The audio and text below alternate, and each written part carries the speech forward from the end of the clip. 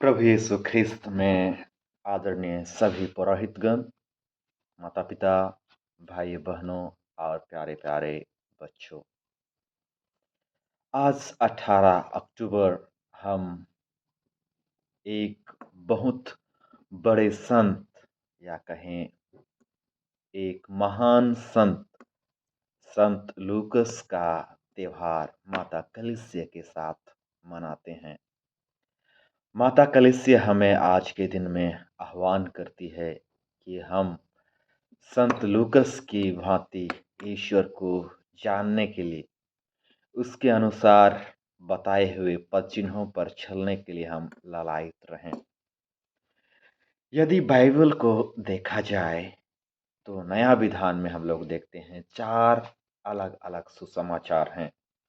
मत्ती रचित सुसमाचार, मार्कुस रचित सुसमाचार और लूकस रचित सुसमाचार, और हम देखते हैं योहन रचित सुसमाचार, और उसके बाद में देखते हैं बहुत लंबा पाठ प्रेरित चरित्र, जिसको हम लूकस द्वारा रचित पाठ या तो प्रेरित चरित्र कहते हैं।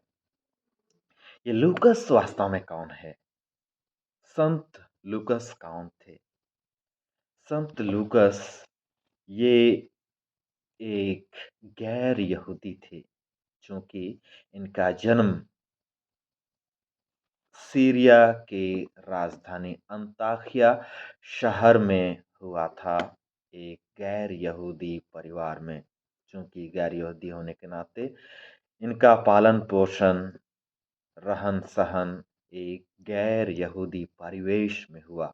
उनके माता पिता जो गैर यहूदी थे, फिर भी वे गैर यहूदी के अनुसार उनका पालन पोषण किया।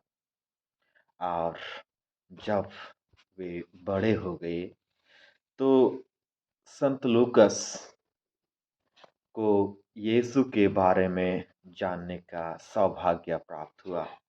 यीशु के बारे में लोगों से जाना था, उनके अनुभवों को जाना था और उनके द्वारा बतलाए गए उनकी शिक्षा के बारे में लोगों से सुना था, और उनके मन में भी ईश्वर को अधिक से अधिक जानने के लिए एक लालायिता या कहें एक जिज्ञासा उत्पन्न हुआ, और उन्होंने यीशु को जानने के लिए ठाना। जब संत लूकस, जो कि संत लूकस कहा जाता है कि संत लूकस बहुत ही अच्छे चित्रकार थे, बहुत ही अच्छे कलाकार थे, बहुत ही अच्छे इतिहासकार, कलाकार, और तब वो एक बहुत बड़े वैद्य थे या कहें चिकित्सक या कहें डॉक्टर थे, और उसी की वजह से कई लोग इसके ओर अग्रसर होते थे। ये अपने चिकित्सा के कारण लोगों को आकर्षित करते थे अपनी ओर, और ये बहुत ही प्रचलित थे उस समय के। एक बार ये यीशु को जानने के लिए, यीशु को अनुभव करने के लिए वह तब लोगों से मिलने के लिए वह अपना एक चिकित्सालय रोम नहीं, यरूशलेम में खोलता है, और वहाँ यरूशलेम में रहकर वह अपना चिकित्सक का काम करता है। कई लोग उसके पास आते हैं, विशेषकर यीशु के बारे में वह अपने यीशु के प्रेरितों को, उनके शिष्यों को यीशु के बारे में पूछता है। और कहा जाता है कि जो महिलाएं यीशु के साथ थी, विशेषकर मरियम मगदलेना, मेरी, मार्था और माँ मरियम, इन जोआना, सुसन्ना जो यीशु के साथ थी, उनको भी इसने यीशु के बारे में पूछा। और कहा जाता है सुसमाचार में कि इसने व्यक्तिगत रूप से माता मरियम और संत योहन के साथ मिला था, और उसने पूछा था यीशु के बारे में, यीशु के अनुभवों के बारे में और उसके शिक्षा के बारे में। और इन्होंने अपने सुसमाचार में, लूकस रचित सुसमाचार में महिलाओं के लिए एक अलग स्थान दिया था, अलग स्थान दिया था, जगह दिया था। और महिलाओं का को एक इज्जत की दृष्टि से देखा था। और उस समय में महिलाओं के बारे में लिखना, या तो उनको बाइबल में या तो कहीं पे महिलाओं का अ, जिक्र करना ये प्रचलन में नहीं था, या तो लागू में नहीं था। फिर भी संत लूकस महिलाओं को एक अलग ही दर्जा देते हैं और उनका समाज में एक ऊंचा स्थान रखते हैं। उनके दृष्टांतों को यदि देखा जाए, संत लूकस के दृष्टांत को, तो उसमें हम लोग बहुत ही सुंदर सुंदर दृष्टांत देखते हैं।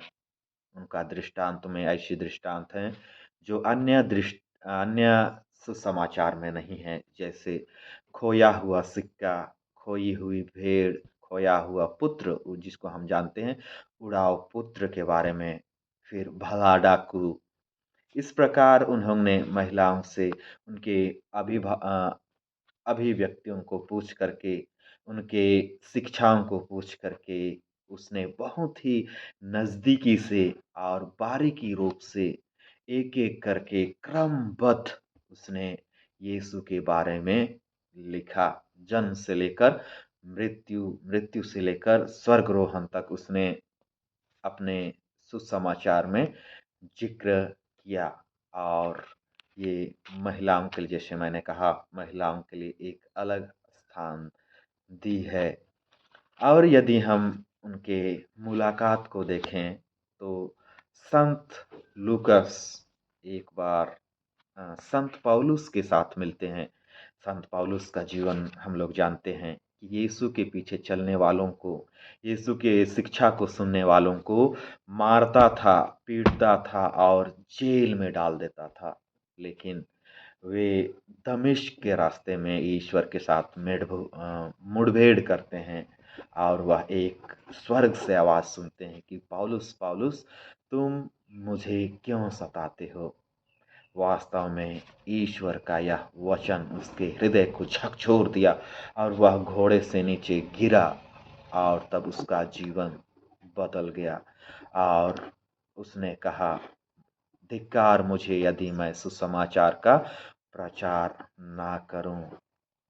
उसने सुसमाचार का प्रचार प्रसार करना शुरू किया और उसी सुसमाचार का प्रचार प्रसार करने के लिए जब वह रोम जा रहा था, दूसरी बार रोम जा रहा था, उस समय वह बीमार हो जाता है।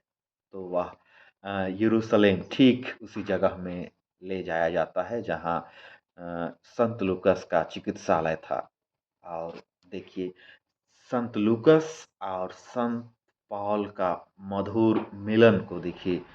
अ, उन संत पौलुस का जीवन शैली संत लूकस को परिवर्तन कर देता है और तब संत पौलुस का जो जीवन शैली था, उनका जो ईश्वर पर विश्वास था, यीशु ख्रिस्त पर विश्वास, सुसमाचार का विश्वास था, उन्होंने जब तीसरी बार यरूशलेम की यात्रा की तो संत लूकस भी उसके साथ हो लिया और संत पौलुस के साथ संत लूकस दोनों ही सुसमाचार का प्रचार करने लगे।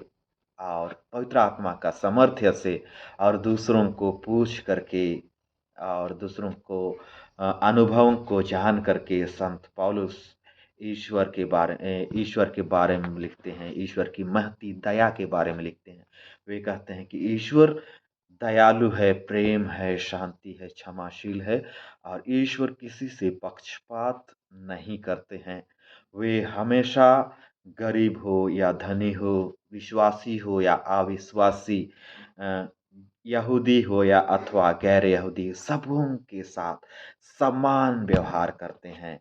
और इसी का जिक्र उन्होंने संत लूकस रचित सुसमाचार में किया और उसी सुसमाचार को आज हम देखते हैं। सुसमाचार में कहा गया है कि मैं तुम्हें भेड़ भेड़ियों के बीच में भेड़ों की तरह, मेमनों की तरह तुम्हें भेजता हूँ। फसल तो बहुत है, परंतु मज़दूर थोड़े हैं, इसलिए ईश्वर से प्रार्थना करो कि वह दाखबारी के लिए मज़दूर भेजें। ख्रिस्त में मेरे प्यारे भाइयों-बहनों, आज का यह सुसमाचार हम लोगों के लिए बहुत ही सुंदर संदेश देता है और कहता है कि हम लोग देखते हैं इस आधुनिक काल में जहाँ भ्रष्टाचार, जहाँ लूट-पाट, जहाँ नशा-पान, जहाँ देखते हैं पैसों की मार, जहाँ झूठ, हत्या, परागमन, दोषारोपण, तमाम सारे बुराइयां इस संसार में भरे हुए हैं। ऐसे स्थिति में हम में से प्रत्येक जन को पिता ईश्वर, आपको और मुझे भी पिता ईश्वर उन्हीं भेड़ियों के बीच में एक मेमने की तरह, एक मेमना का गुण सरल स्वभाव होता है। एक मेमना का गुण में कोई दोष नहीं होता है, निष्कपट होता है।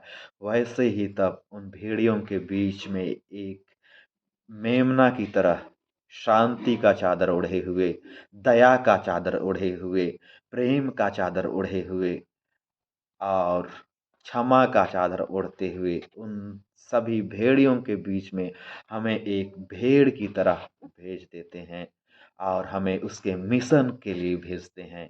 आज हमें ज़रूरत है कि हम संत लूकस की भांति हम प्रारंभ से ही ईश्वर को जानने के लिए लालायित रहें। हम सबों के लिए ईश्वर ने बहुत ही सुंदर और अच्छा गुण दिया है। हम में से प्रत्येक जन, आप भी और मैं भी संत लूकस की भांति एक वैद्य हैं, हम लोग भी एक डॉक्टर हैं। संत लूकस तो शारीरिक चोट या तो शारीरिक बीमार को चंगा करते थे, लेकिन हम में से प्रत्येक जन में ईश्वर ने वह गुण दिया है, वह चिकित्सक हमें बनाया है, जिनके पास आध्यात्मिक आध्यात्मिक बीमारियों को ठीक करने का गुण है। जैसे कोई व्यक्ति बुढ़ापे से लाचार है, उसके पास हम लोग समय दे कर के हम लोग उसका इलाज कर सकते हैं। समय हमारा जो थोड़ा-सा समय उसके जीवन को परिवर्तन कर देता है और उसको और 2 दिन जीने के लिए अ, उसका जीवन को बढ़ा देता है।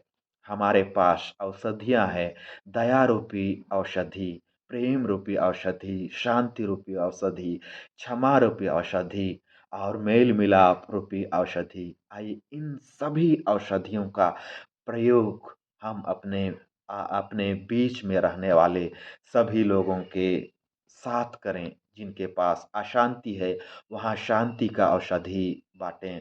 जहाँ अ, असहनशीलता है, वहाँ सहनशीलता का औषधि बाँटें।